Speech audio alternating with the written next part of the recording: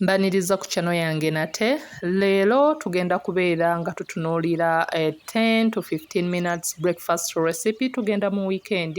So definitely this is a recipe gye ndowooza nti omuntu gy'ayinza okubeera nga weetaaga okubeera nga preparing for yourself and also for your loved ones over the weekend and also on these other days. Nyangu yakubeera nga preparinga. Tugenda kubeera nga tukozesa plantain oba gonja. Nga bw'otyo bw'omulaba omakinga sure nti gonjawo ali ready bulungi nga ali ripe but nga tali overripe, like nga tagonda nnyo nti bw'omuggyako ekikuta yenna aseberera. So beera nga omufuna bw'otyo nga bw'olaba, obeere nga omusalamu mu pieces entonotono gwe okusinziira piece ki ze wandyagadde okubeera nga omusalamu. Nasazeewo okubeera nga musala mu ngeri ya butubes but oli waddemu okubeera nga just okola slices. So one of my subscribers muntu ayagala nnyo gonja, so asobola okuba nga amulya ekyemisana ekyenkya, so anytime. So oba oli muntu ayagala gonja naawe eno recipe yiyo, so beera nga omusalasalamu mu slices oba pieces entonotono, then oluvannyuma tumaze okubeera nga tumusalamu, funa paani yo bulungi mwogenda okubeera nga ofumbira, obeere ng'oteekamuko ku buto tablespoons 1 ku 2, awo watyo kisinzira quantity ya gonja gw'osazeewo okubeera ng'okozesa. Oluvannyuma beera nga omugattamu. Tugenda kubeera nga tumusiikako paka ng'olaba nti atandise okuba nga browninga. Yes, makinga sure nti nno okozesa omuliro oguli medium okwewala okubeera nti nno by'ofumba bikusiriirako, but makinga sure also nti nno obikumirako eriiso kuba gonja asobola okubeera nga asirira within no time. So oluvannyuma wano mbeera nga ngenda kukozesa ennyaanya, butungulu, green pepper, but oli waddembe okubeera nga okozesa vegetables gwe ze wandiyagadde okubeera nga enjoyingira mu breakfast yo. So oluvannyuma nga maze okubeera nga nzisala, osobola okulaba nti nno gonja atandise okubeera nga yina browninga. So kye kino kye nagambye nti nno makinga sure nti nno taseberera, kuba waba aseberera at this time abeera so mashing nga yenna like atandise okuba nga alinganga afuuka engeri y'obuugi, olinganga mugoyagoya. So makinga sure nti ofuna gonja nga taseberedde, then beera ngo addingamu nnyaanya n'obutungulu, obeere ng'osizoninga n'omunnyo. Eri gwe abeera ayagala okubeera ng'otesitingiramu ka black pepper, any other spice of your choice gwe gy'oyagala, then osobola okubeera nga at this rate obeera nga ogigattamu nayo. Tugenda kubeera nga tufumba paka nga ennyaanya zigonze bulungi. Oba tukozesezza nnyaanya zino ezaffe, osobola okubeera nga wakozesezza ku tomato paste, but tugenda kubeera nga muno tukozesa blended tomatoes because ziyinza okutwalamu akadde okubeera nga amazzi ago gonna ga drying up. So kozesa either nnyaanya oba tomato paste ku bibiri ebyo. Tokozesa blended tomatoes because ziba zirimu amazzi mangi ate tetwandiyagadde bino bibeere nga biri so wet.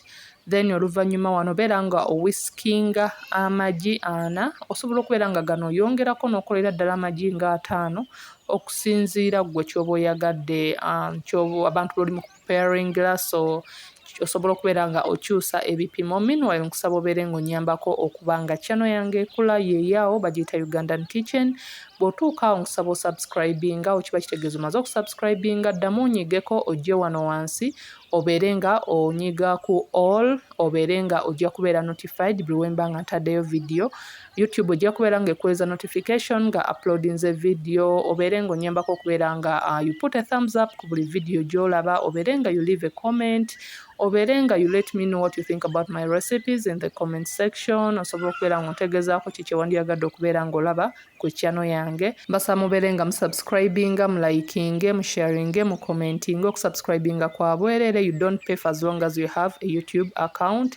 So oluvannyuma wano ng'olaba nti nno ennyaanya zimaze okubeera nga zigonda bulungi nnyo, zidryinga up bulungi nnyo, then wano tugenda kubeera nga kati tuadingamu amagi gali eri ge twawiskinze. Bw'otyo beera nga oga addingamu bulungi nnyo, then tugenda kubeera ng'era tugenda mu maaso obeere nga osizoninga n'omunnyo mutono, just a pinch because already muli eri twali twataddemu omunnyo. Then wano tubeera nga tuaddingako green pepper. Osobola okubeera nga n'ogenda mu maaso okuaddingamu bell peppers ez'enjawulo okubeera nga you get that colorful breakfast. Yeah, plantain zo zibeere nga ziri colorful because those green and yellow bell peppers zireetamu different colors. So beera nga kati otandika okubeera nga ofumba nga bwe tutera okukola ng'olinga nga akola scrambled eggs, then beera nga ogenda maaso obeere ng'okozesa ku butto omutonotono because toyagala magi gano gabeere nga gasitickinga at the bottom of the pan, so okozesa ku butto omutonotono nga bw'ofumba mpola, then beera ng'oganishinga with spring onions oba coriander oba dania, kyonna ky'oba omuyise, and then you are ready to go, you are ready to serve your breakfast to your family. Osobola okubeera nga wano osavinga wali ng'olinawo toasted bread, osobola okubeera ng'osavinga nga olinawo sumbusas at the side, so kyonna ky'oba osazeewo okubeera ng'osavingirako, then yeno engeri gye nasavinzemu, it was a very nice breakfast, we enjoyed it. Osobola okubeera ng'osavinga ka juice akalungi oba ka mango lassi. Nina recipes ez'enjawulo, very many breakfast recipes. Osobola okubeera ng'okola apple pancakes, osobola okubeera ng'okola akamonde, osobola okubeera ng'okola rice balls zaffe eza bulijjo oba muwogo waffe ow'ebinzaali. So kyonna ky'oba osazeewo okubeera ng'okola over the weekend for your family and loved ones, it is just fine. Kindly help me grow by subscribing to my YouTube channel. Like the videos and let me know what you think about them in the comment section. Kusaba obeere ng'onfollowinga on my other social media platforms on Snapchat, TikTok and Instagram. Until next time, thanks for watching.